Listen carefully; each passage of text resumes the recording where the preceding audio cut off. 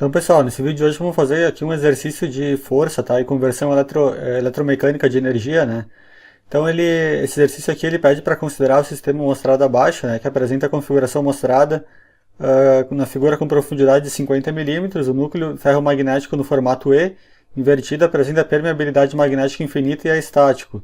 Uma barra também de material ferromagnético com permeabilidade infinita está a uma distância de 0,5 milímetros do núcleo E e pode se mover na direção vertical mantendo os três entreferros constantes. Esse sistema apresenta duas bobinas, as bobinas 1 e 2, e cada uma delas tem 500 espiras. Então, nessa peça aqui que a gente tem aqui, né, são duas peças aqui, essa peça que é no formato de um E, né, invertido, é uma peça de material ferromagnético com permeabilidade infinita, né, o que significa que a relutância dessa peça aqui é nula.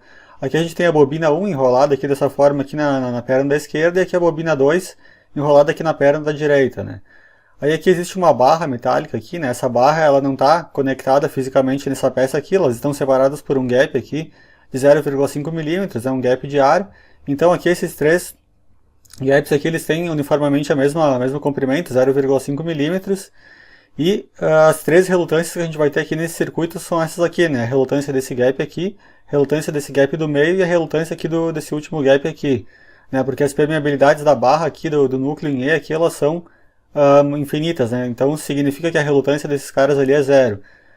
Então aqui a gente tem duas fontes de força magnetomotriz, N1 e 1 e N2 e 2 aqui desse lado, tá? Então o que ele pede, tá? Ele pede esses 6 itens ali, né? Considerando a orientação das bobinas ali, as dimensões indicadas, né? Todas em milímetros aqui, essas aqui. Despertando os efeitos de dispersão e espraiamento do fluxo, né? Que ocorre no entreferro. Responda as questões abaixo. Então, primeiro ele pede para considerar somente o fluxo magnético produzido na bobina 1, né, pela corrente 1, e pede para fazer o desenho indicando ali a distribuição das linhas de fluxo magnético. Depois fazer a mesma coisa só para a bobina 2, né, desconsiderando a 1. Depois na C ele pede para desenhar as linhas de fluxo considerando as duas correntes simultaneamente. Aí depois na D encontrar uma expressão para força de natureza magnética que atrai a barra, né, que vai ficar suspensa aqui por esse entreferro aqui, em função das correntes 1 e 2, né, que a gente vai ver a expressão ali que a gente utiliza, que vem do princípio da conservação de energia, né. Depois ele diz ali que se a densidade da barra suspensa é 8 gramas por centímetro cúbico, ou 8.000 kg por metro cúbico, né, a mesma coisa, e as bobinas 1 e 2 são conectadas em série, qual que é a corrente elétrica necessária para manter a barra suspensa ali nessa posição fixa, né. Qual que é a força ali que as duas correntes elétricas vão ter que produzir para manter ali aquela barra suspensa, né. Depois, na letra F, ele pede para calcular a mesma coisa da E, só que ele supõe aqui que o gap ele foi diminuído para 0,25 milímetros, né, que é a metade ali do 0,5 que a gente tem. Aí ele pede qual o novo valor da corrente elétrica para manter a barra suspensa agora com esse gap aqui de 0,5 milímetros, né, considerando as duas bobinas em série. Então vamos fazer a letra A, B e C junta nessa imagem, né, para ficar mais rápido. Então, se a gente quisesse responder a letra A, né, seria só o fluxo gerado pela corrente pela bobina 1 aqui, né, por essa fonte de força magnetomotriz. É só a gente esquecer por enquanto as linhas azuis aqui e ficar olhando só as vermelhas, né. Então se a gente aplicar a regra da mão direita, essa corrente elétrica entrando aqui nessa bobina, né, que vem por fora aqui da perna esquerda aqui do núcleo. Então se eu aplicar ali a regra da mão direita, a gente chega à conclusão que o fluxo está nessa direção aqui, né, o polegar apontado na corrente, os outros dedos ali, perpendicular aqui, eles vão indicar ali que o fluxo está nessa direção. Aí esse fluxo, quando ele vier aqui, ele vai se subdividir em duas partes, né, uma que vem por aqui e volta para a fonte, e a outra que vem por aqui, né, segue essa seta vermelha aqui, vem por aqui e retorna aqui até a fonte, né. Aí depois na letra B ele pede só para a corrente 2, né, então eu só simplesmente esqueço a bobina 1, imagina agora só as linhas azuis. Como essa bobina está passando por trás do núcleo agora, né, ela não passa mais pela frente, que nem tinha aqui, então a corrente elétrica está entrando por trás aqui e está saindo por aqui, né, por esse outro terminal. Se a gente colocar o polegar aqui nessa direção da corrente saindo, né, e curvar os dedos para cima, então o fluxo magnético produzido por essa fonte de força magnetomotriz está nessa direção aqui, né. Ela sobe aqui pelo núcleo aqui, aí se subdivide em duas partes aqui, né, uma que desce aqui e retorna até a fonte, e a outra que vem por aqui também retorna aqui até a fonte, tá, pessoal? Então percebam que aqui no meio aqui os dois fluxos se somam, né, mas nas pernas aqui, esquerda e direita aqui da peça, a gente tem dois fluxos em oposição, né, o vermelho e o azul aqui nesses lados. Isso gera aqui um enfraquecimento de campo aqui, né, nesses dois lados aqui, né, nessas duas peças aqui do núcleo. Então, primeiro, respondidas a letra A, B e C, agora a gente vai partir para a expressão da força, né, do que o campo magnético exerce aqui para manter essa barra aqui em suspensão, né. Para a gente descobrir uma expressão para força, a gente precisa primeiro descobrir as relutâncias, né, desse sistema aqui, que são essas três, né? Lembra que a permeabilidade do material era infinita, então eu tenho só essas três relutâncias aqui desses três gaps, né? Para a relutância aqui do gap 1, aqui a gente vai calcular com essa expressão aqui, né? Como esse circuito ele é simétrico, ele tem as mesmas medidas aqui do lado esquerdo, aqui do lado direito, a relutância 1 é igual à relutância 3, né? Aqui mede 20 milímetros, aqui também mede 20. Então, aí a profundidade da peça é 50 milímetros, então essas duas relutâncias aqui, o R1 e o R3, são iguais, tá? Estou chamando aqui de RG1 e RG3, na verdade, né? Porque é a relutância do gap. Então, essa relutância ela é o que? Ela é G, né? Que é a largura do gap aqui, dividido por μ0, né? Que é a permeabilidade magnética do ar, vezes a área desse entreferro aqui, né? Do R1 ou do R3 aqui. Então, a área é 0,02, né? Isso aqui está em milímetros, aqui passando para metros, vira 0,02. E a profundidade aqui é 50 milímetros, então 0,05, tá? O G, por que eu não substituo o G ainda por 0,5, né? Porque depois a expressão ali para calcular a força ali, para manter a barra em suspensão, ela depende da derivada da indutância, né? E a derivada da indutância ali, ela depende ali basicamente desse comprimento G, né? Então ele ainda não pode ser substituído, né? Ele vai ser substituído só no final do exercício, por enquanto eu mantenho ele aqui. Então RG1 igual a RG3 deu essa expressão aqui, né? Se vocês multiplicarem 4π vezes 10 a menos 7 por isso daqui, vai me resultar nesse valor aqui. E agora para o R2, a única coisa que muda é que ele é mais comprido aqui, é 40 milímetros, né? A profundidade continua sendo 50, então se eu fizer essa multiplicação aqui, meu RG2 aqui, ele é esse valor aqui, tá? Agora, né, o próximo passo para calcular a indutância própria vista pela bobina 1 ali é encontrar a relutância equivalente vista pela fonte 1, né? Para essa fonte aqui. Essa relutância equivalente, ela nada mais é do que o R2 aqui em paralelo com o R3, e o resultado disso insere com o R1. Então eu vou fazer aqui o RG3 em paralelo com o RG2, o resultado disso insere com o RG1.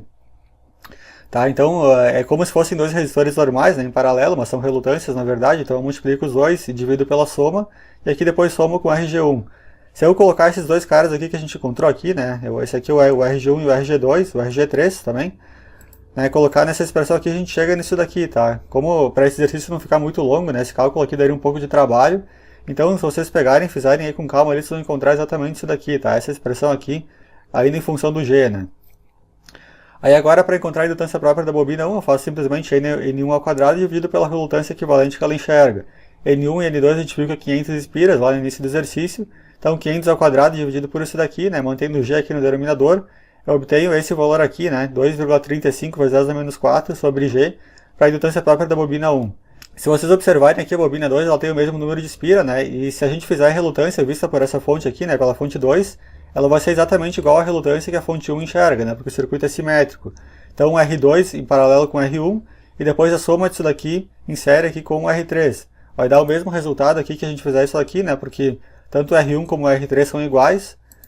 Né? Então vocês podem fazer com calma se quiserem, vão achar exatamente o mesmo resultado. E a conclusão que a gente chega é que a indutância própria da bobina 2 é igual à indutância própria da bobina 1, né? O próximo passo é determinar os fluxos concatenados ali nas duas bobinas, né? Para a gente calcular a indutância mútua, né? Porque a expressão da força ali que o campo exerce aqui nessa barra aqui, ela também depende da indutância mútua. Então, para a gente descobrir essa indutância mútua, eu vou pegar, por exemplo, esse fluxo aqui que a bobina 2 aqui joga no ramo onde está a bobina 1. Também poderia escolher esse fluxo aqui, se eu quisesse, né? Que é o fluxo que a bobina 1 joga no ramo da bobina 2. Mas vou seguir com esse daqui, né? Com o Φ21, eu vou calcular ele. O fluxo concatenado por essa bobina aqui, né? Pelo enrolamento 1, ela é N1, que é o número de espiras dessa bobina, vezes o fluxo líquido que passa nessa perna aqui. Esse fluxo líquido ele é esse fluxo 1, que eu estou chamando aqui de Φ1, né, que está nessa direção aqui, menos esse Φ21 aqui, que é o fluxo que a bobina 2, né, que a corrente da bobina 2 produz, e joga aqui na perna aqui onde está a bobina 1. Por que menos aqui? Né, porque as duas setas aqui estão em oposição, né, então aqui é menos. Isso, como eu falei, já era um enfraquecimento de campo aqui nessa perna aqui, né, e na direita aqui também. E o fluxo concatenado pela bobina 2, tá? A gente não vai usar, mas segue a mesma linha de raciocínio, é N2 espiras aqui, vezes o fluxo líquido que passa aqui, que é esse Φ2 aqui, menos esse Φ12 aqui, que é o fluxo que a bobina 1 aqui joga na perna aqui onde está a bobina 2, né? Que é esse cara aqui. Então, o fluxo 2, tá? O fluxo total produzido por essa bobina aqui é N2 e 2, que é a força magnetomotriz, dividido pela relutância equivalente aqui, que essa fonte aqui enxerga, né? O fluxo Φ21, que é esse fluxo aqui, a gente pode calcular como se fosse um divisor de corrente no circuito elétrico, né? Mas aqui é um divisor de fluxo, então ele é o fluxo total, que é esse daqui, vezes o RG2, que é essa relutância aqui, dividida por RG1 mais RG2, tá? É a mesma fórmula ali do divisor de corrente, ali, só que aplicado para circuitos magnéticos. Aí eu vou substituir esse φ2 aqui dentro dessa expressão aqui, e vou reescrever a expressão aqui para o φ21 aqui do lado, tá? Então a gente tinha visto lá que a relutância equivalente era isso daqui, né? Era 10,61 vezes 10 na 8G, N2 e 2 eu deixo como tá. E aqui o RG2 e o RG1, a gente descobriu ali nos slides passados que eles são essas duas expressões aqui, né? O para RG1 e para RG2. Então se vocês substituírem, fizerem essa conta aqui, né? Dá uma conta meio grande para colocar aqui, substituem esses dois caras aqui, vocês vão chegar exatamente nessa expressão aqui para o φ21, né? Mantendo a corrente elétrica I2 aqui, né? Como a gente não sabe o valor dela a priori, e o G também a gente mantém aqui da mesma forma, tá? Então o fluxo que a bobina 2 joga na perna aqui da bobina 1 é dado por essa expressão aqui. Agora, para a gente encontrar a indutância mútua, tá, que uma bobina tem com a outra, eu vou pegar, calcular a indutância mútua que a bobina 1 tem com a bobina 2, que eu vou chamar de L12. Ela nada mais é do que essa parcela aqui do fluxo concatenado, né, da bobina 1, que é o N1 vezes esse φ21 aqui. Então, L12 é igual a N1 dividido por φ21, dividido pela, aliás, vezes φ21 dividido pela corrente 2, né? A corrente 2 é a corrente elétrica que produz esse fluxo aqui, né, que é o fluxo φ21. Né, e como é a bobina 1 que está concatenando, então aqui eu tenho vezes N1. Então N1 é 500, o φ21 a gente já calculou, que é isso daqui, né, esse resultado aqui. A corrente 2 aqui a gente pode cortar em cima e embaixo nessa expressão aqui. Então a gente vê aqui que a indutância mútua aqui, ela não depende da corrente elétrica, né, ela pode ser calculada ali, independente de eu ter ou não corrente elétrica nos enrolamentos, né.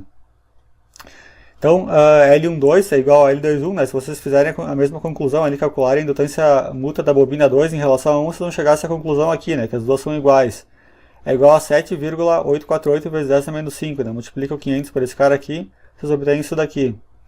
Agora, com as três indutâncias, a gente já pode calcular, né, a expressão da força ali para o campo magnético.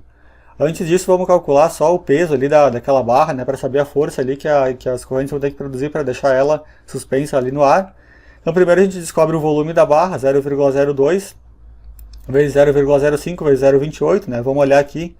Então essa barra aqui ela tem esse comprimento de 280 milímetros, que é 0,28, a profundidade é 0,05 e a altura dela aqui é 0,02, se eu não me engano, né?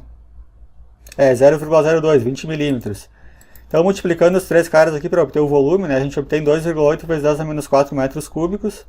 No enunciado ele me disse lá que a densidade era 8 gramas por centímetro cúbico, né, o que equivale a 8.000 kg por metro cúbico. Se eu colocar nessa expressão simples aqui de densidade igual a massa sobre o volume, eu obtenho então a massa ali da barra ali de material ferromagnético, né, 2,24 kg. Agora, para descobrir a força que aquele campo vai ter que fazer, né, eu tenho que descobrir o peso da barra, né, o peso em newtons. Então eu multiplico ali, P igual a mg, gravidade aqui 9,81 metros por segundo ao quadrado, peso daquela barra 21,97 newtons, tá?